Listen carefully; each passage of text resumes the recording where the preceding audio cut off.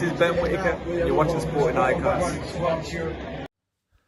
Okay, so something that I wanted to talk about because it kind of occurred to me when I was doing the previous two videos there, something about the IBF. Now, you need to be fully up to speed by watching the previous 2 or 3 videos, okay? So go check out those ones, which in a nutshell means that the IBF, they've ordered the winner of Usyk versus Fury for Undisputed to immediately defend against the IBF mandatory Filip Hrgović next. No exceptions, no nothing.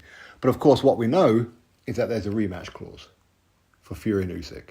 Doesn't matter who wins the first one, there's going to be a rematch regardless, which means that IBF is going to be stripped immediately of the winner for Filip Hrgović to fight whomever that may be. Could be Joshua, could be Wallin, could be whatever, okay? That aside.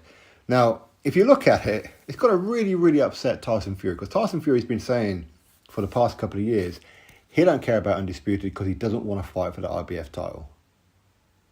He doesn't want to look at that belt. He wants nothing to do with that belt. But of course, we all know secretly he wants to be called Undisputed. Of course he does. He can say he doesn't, but he does. But when you look at this latest situation, you've got to be looking at Tyson Fury, or Tyson Fury's got to be looking at the situation going, so you guys just don't want me to hold on to that IBF belt, do you? You just don't. Because if you'll cast your minds back as to why Tyson Fury has this issue with the IBF, it's because when he defeated Vladimir Klitschko for the IBF, the WBO, the WBA, and the IBO, and of course the Ring Magazine.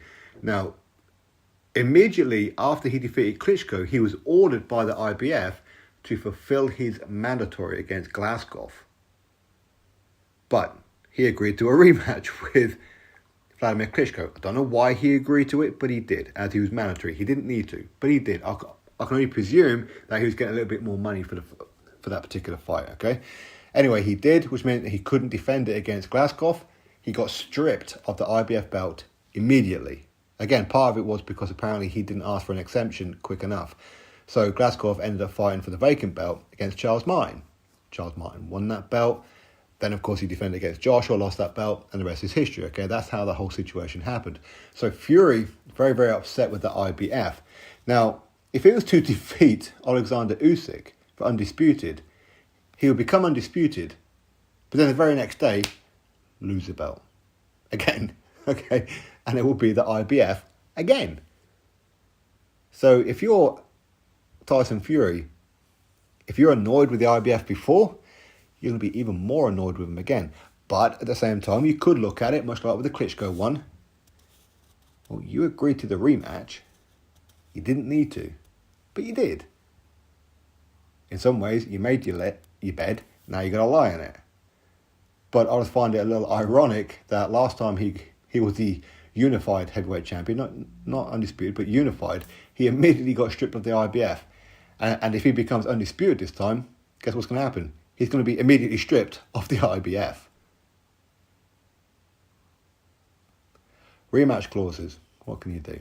Drop your thoughts below. Click thumbs up, subscribe. Catch you next video.